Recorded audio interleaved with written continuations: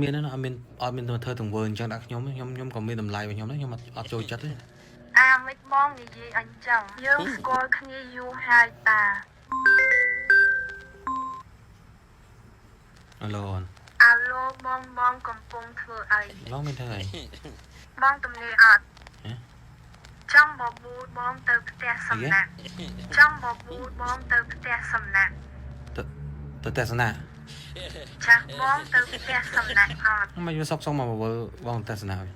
បងភ្ញាក់ផ្អើលមេយើងស្គាល់គ្នាយូរហើយតាបងឥឡូវបងទៅអត់ តែស្គាល់គ្នាយូរដែរតែ តែមិនបង សួរខ្ញុំនឹងចរិតចឹងមែនខ្ញុំនឹងចូលចិត្តអញ្ចឹងមែន ឥឡូវសួរថាបងទៅអត់ចុះ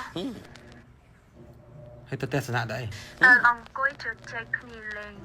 ទៅអង្គុយជែកនេះលេង ចាស់បង ទៅទស្សនៈទៅអង្គុយជែកនេះលេង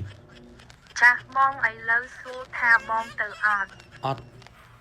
អត់មានណាអត់មានទៅធ្វើទង្វើអញ្ចឹងដាក់ខ្ញុំក៏មានតម្លៃរបស់ខ្ញុំដែរខ្ញុំអត់ចូលចិត្តទេ អាមិនបងនិយាយអញ្ចឹងយើងស្គាល់គ្នាយូរហើយតា ខ្ញុំយល់ក៏ប៉ុន្តែ ប៉ុន្តែមិន យើងស្គាល់គ្នាយូរក៏ដែរក៏ប៉ុន្តែ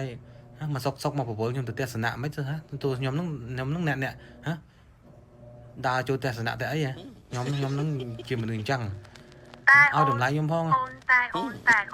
ចង់និយាយថាស្រឡាញ់បងខ្លាំង អត់ទេឥឡូវបែកគ្នាខ្ញុំអត់ចូលចិត្តទេអញ្ចឹងខ្ញុំ អ អ ត់ ត់ចូល ទេ ចិត្ត កុំអីបងកុំបែកគ្នា កុំមកធ្វើអញ្ចឹងទៀត កុំអី